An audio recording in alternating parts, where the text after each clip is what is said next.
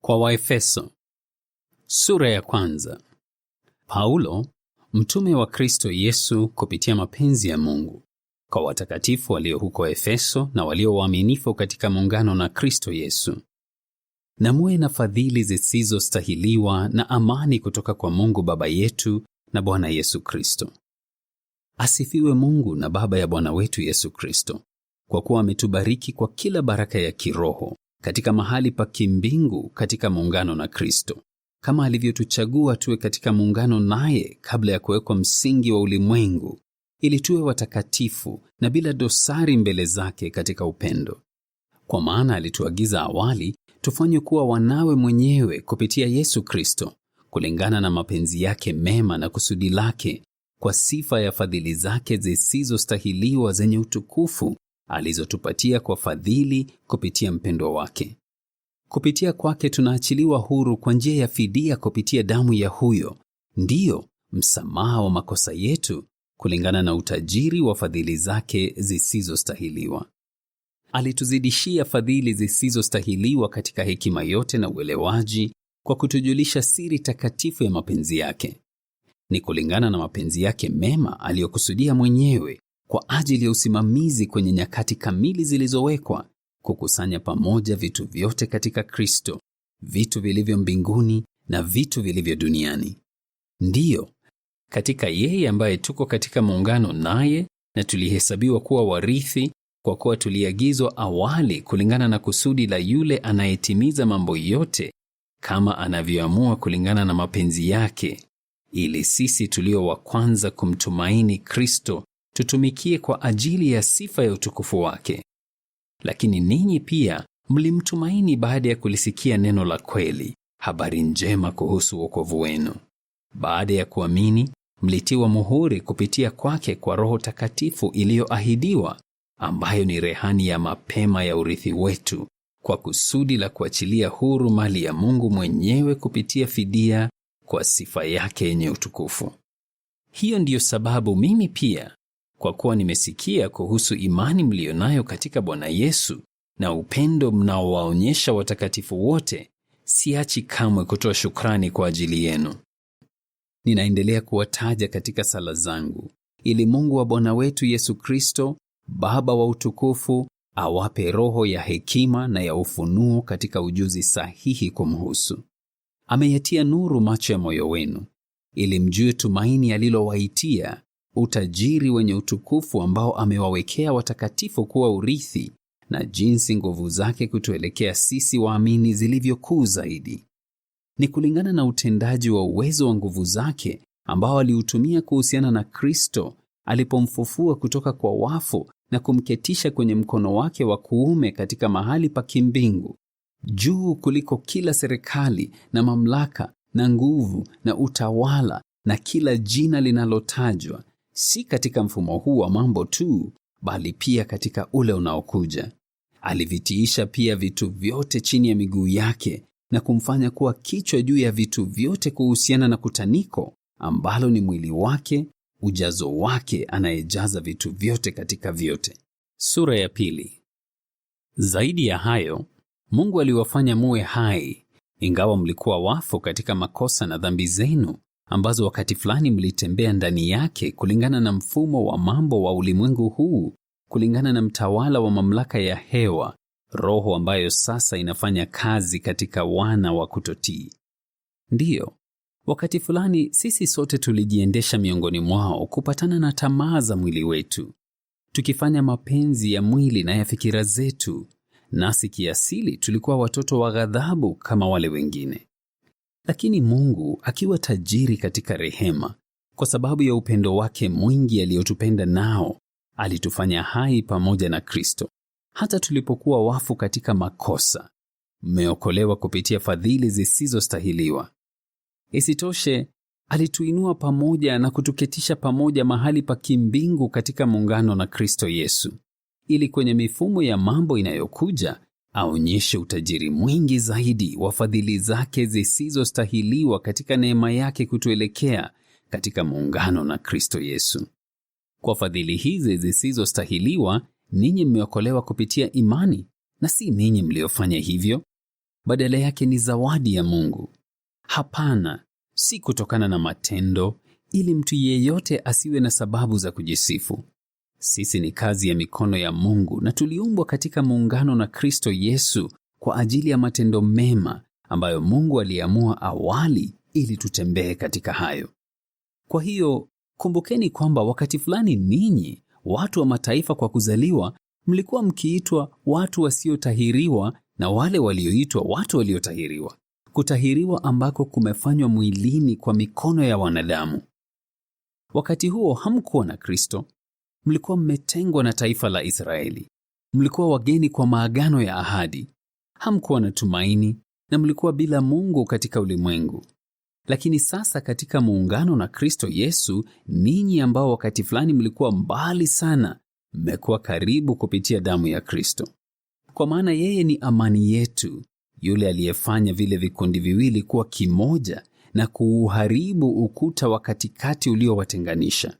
Kupitia mwili wake aliufuta uadui, ile sheria iliyokuwa na amri na maagizo, ili afanye vile vikundi viwili katika muungano na yeye mwenyewe viwe mtu mmoja mpya na kufanya amani na kuvipatanisha kikamili vile vikundi viwili vya watu katika mwili mmoja kwa Mungu kupitia mti wa mateso, kwa sababu alikuwa ameua ule uadui kupitia yeye mwenyewe.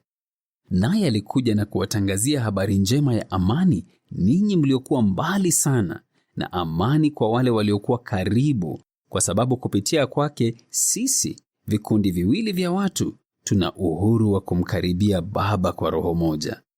Basi ninyi si wageni tena na watu wa mataifa ya kigeni, bali ninyi ni raia wenzi wa watakatifu na ni washiriki wa nyumba ya Mungu, nanyi mmejengwa juu ya msingi wa mitume na manabii, naye Kristo Yesu mwenyewe ndiye jiwe la msingi la pembeni.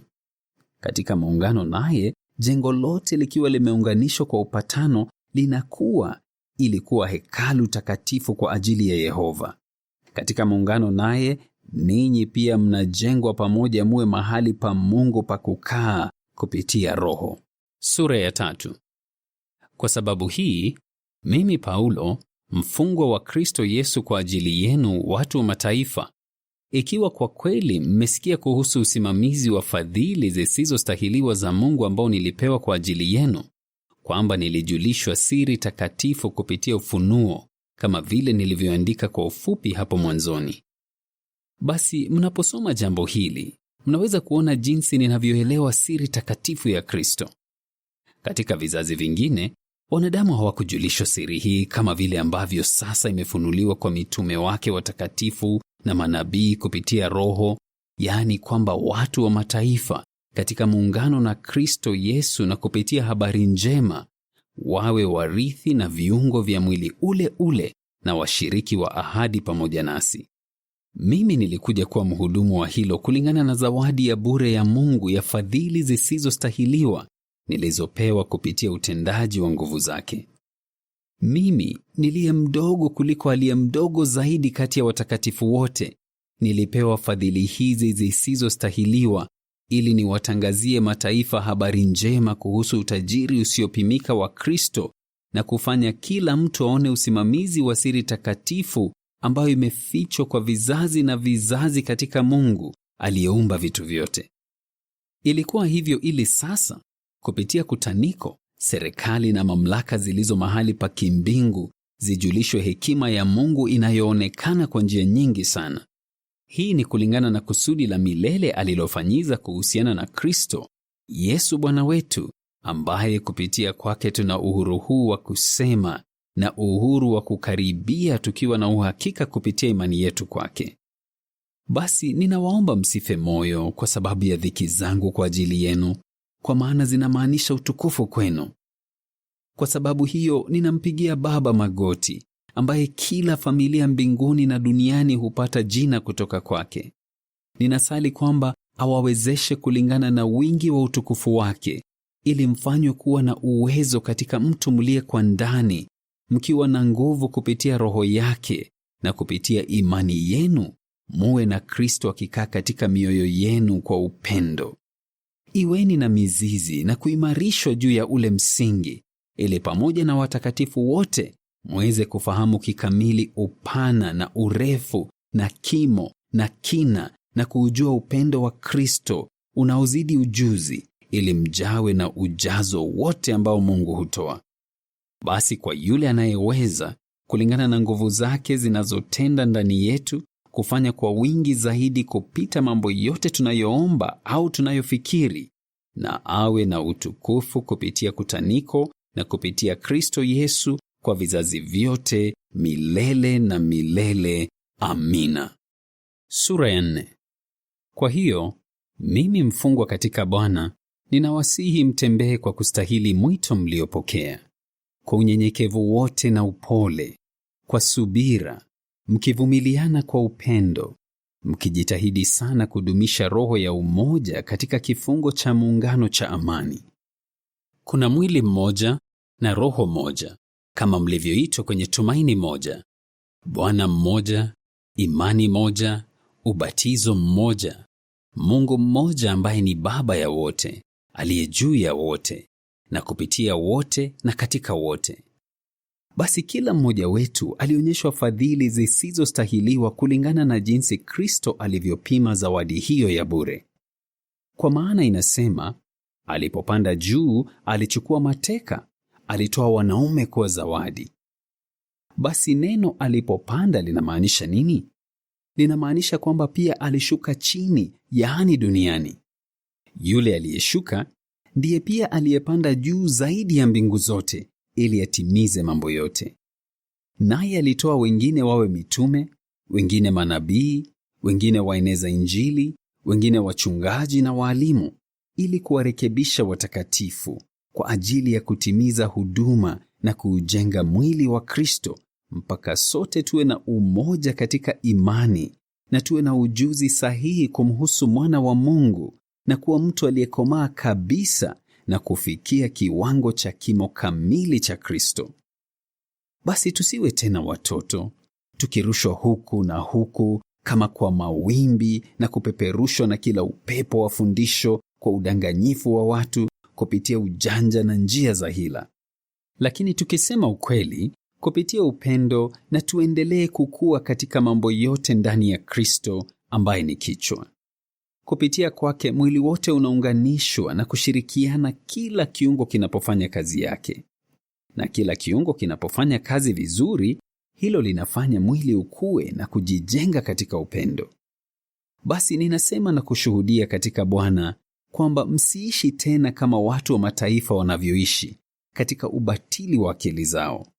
Wako gizani kiakili na wametenganishwa na uzima ambao ni wa Mungu, kwa sababu ya ujinga ulio ndani yao na kwa sababu ya ugumu wa mioyo yao. Kwa kuwa wamepotoka kabisa kimaadili, wamejiingiza katika mwenendo mpotovu na kufanya mambo machafu ya kila namna kwa pupa.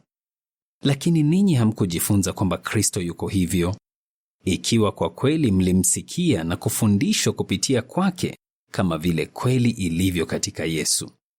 Mlifundishwa kuvua utu wa zamani unaopatana na mwenendo wenu wa zamani, na ambao unaharibiwa na tamaa zake za udanganyifu.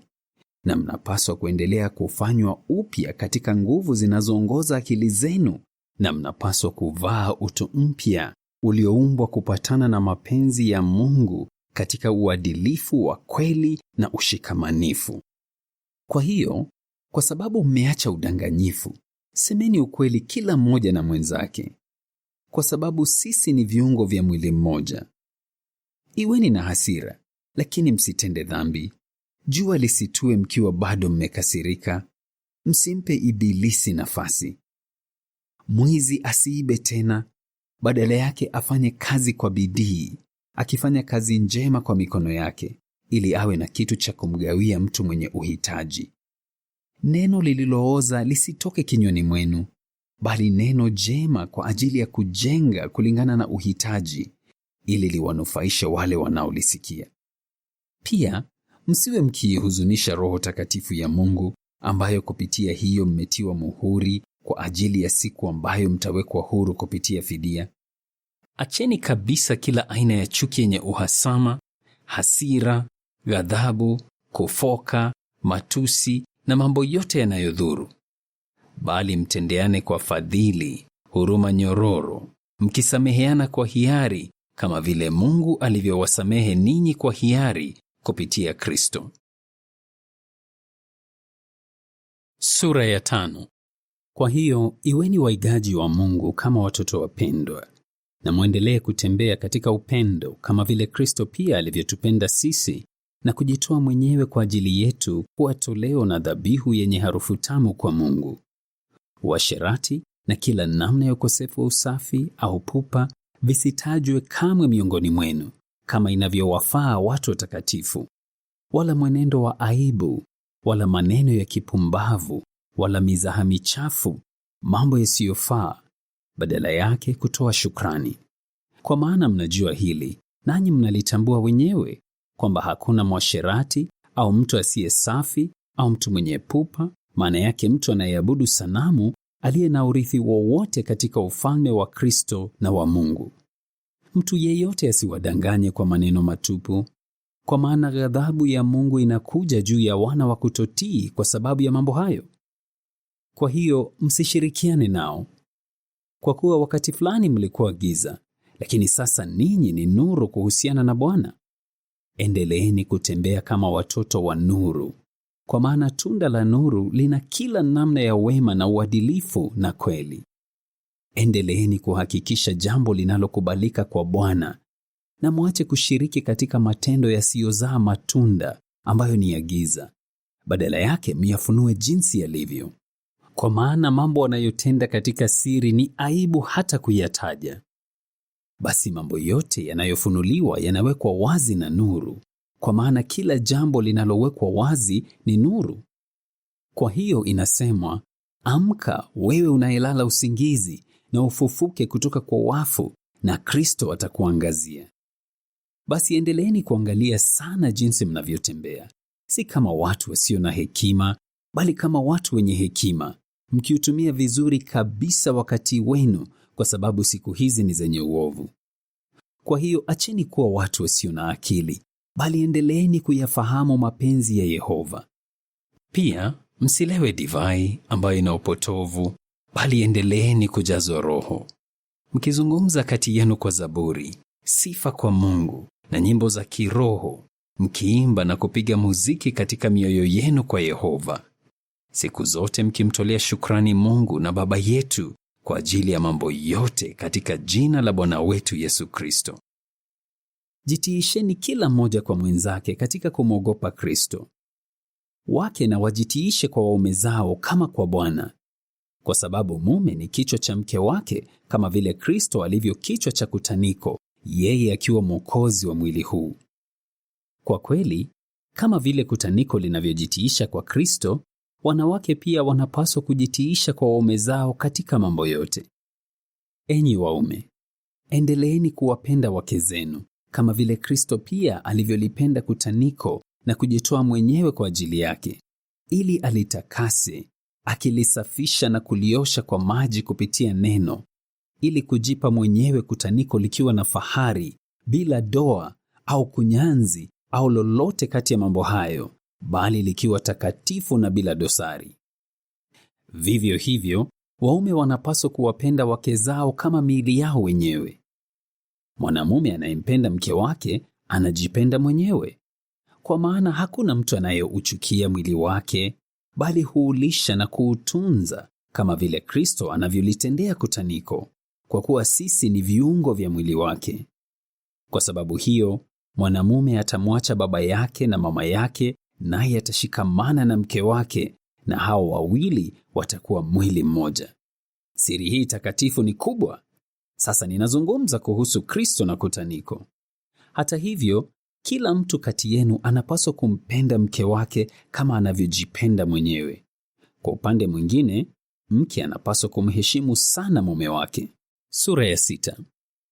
Enyi watoto, watiini wazazi wenu katika muungano na Bwana, kwa maana hilo ni jambo la uadilifu. Mheshimu baba yako na mama yako. Hiyo ndiyo amri ya kwanza yenye ahadi, ili mambo ya kuendee vema nawe ukae muda mrefu duniani. Nanyi akina baba, msiwe mkiwakasirisha watoto wenu, bali endeleeni kuwalea katika nidhamu na maagizo ya Yehova. Enyi watumwa, watiini mabwana wenu wanadamu kwa kuogopa na kutetemeka kwa unyoofu wa mioyo yenu, kama vile kwa Kristo, si wakati tu mnapotazamwa ili tu kuwapendeza wanadamu, bali kama watumwa wa Kristo, mkifanya mapenzi ya Mungu kwa nafsi yote. Tumikieni mkiwa na mtazamo mzuri, kama kwa Yehova na si kwa wanadamu, kwa maana mnajua kwamba wema wowote ambao kila mtu hufanya, Yehova atamlipa wema huo, iwe ni mtumwa au mtu huru. Pia, enyi mabwana, endeleeni kuwatendea kwa njia hiyo hiyo bila kuwatisha, kwa maana mnajua kwamba Bwana wao na wenu pia yuko mbinguni, naye hana ubaguzi wowote. Mwishowe, endeleeni kujipatia nguvu katika Bwana na katika uwezo wa nguvu zake. Vaeni mavazi kamili ya silaha kutoka kwa Mungu, ili muweze kusimama imara dhidi ya matendo yenye hila ya Ibilisi. Kwa sababu tunapambana si dhidi ya damu na mwili, bali dhidi ya serikali, dhidi ya mamlaka, dhidi ya watawala wa ulimwengu wa giza hili, dhidi ya majeshi ya roho waovu katika mahali pa kimbingu. Kwa sababu hiyo, chukueni mavazi kamili ya silaha kutoka kwa Mungu, ili muweze kupinga katika ile siku ya uovu, na baada ya kutimiza mambo yote, muweze kusimama imara. Kwa hiyo, simameni imara, mkiwa mmejifunga kiunoni mshipi wa ile kweli, mkiwa mmevaa bamba la kifuani la uadilifu, na mkiwa mmevaa viatu miguuni, tayari kutangaza habari njema ya amani. Mbali na mambo hayo, chukueni ngao kubwa ya imani, ambayo kwa kuitumia mtaizima mishale yote inayowaka moto ya yule mwovu. Pia, pokeeni kofia ya chuma ya wokovu na upanga wa Roho, yaani neno la Mungu, na kwa kila namna ya sala na dua, mkiendelea kusali kila wakati katika Roho. Na hivyo kaeni macho, daima mkiomba dua kwa ajili ya watakatifu wote. Pia msali kwa ajili yangu, kwamba ninapofungua kinywa changu nipewe maneno, ili niweze kuzungumza kwa ujasiri ninapojulisha siri takatifu ya habari njema, ambayo kwa ajili yake ninatenda kama balozi aliyefungwa minyororo, na kwamba niweze kuzungumza kuihusu kwa ujasiri kama ninavyopaswa kuzungumza. Basi ili ninyi pia mjue kunihusu na jinsi ninavyoendelea, Tikiko, ndugu mpendwa na mhudumu mwaminifu katika Bwana, atawajulisha mambo yote. Ninamtuma kwenu kwa kusudi hili, ili mjue jinsi tunavyoendelea na aifariji mioyo yenu. Akina ndugu, na wawe na amani na upendo pamoja na imani kutoka kwa Mungu Baba na Bwana Yesu Kristo. Fadhili zisizostahiliwa na ziwe pamoja na wote wanaompenda Bwana wetu Yesu Kristo katika hali ya kutoharibika.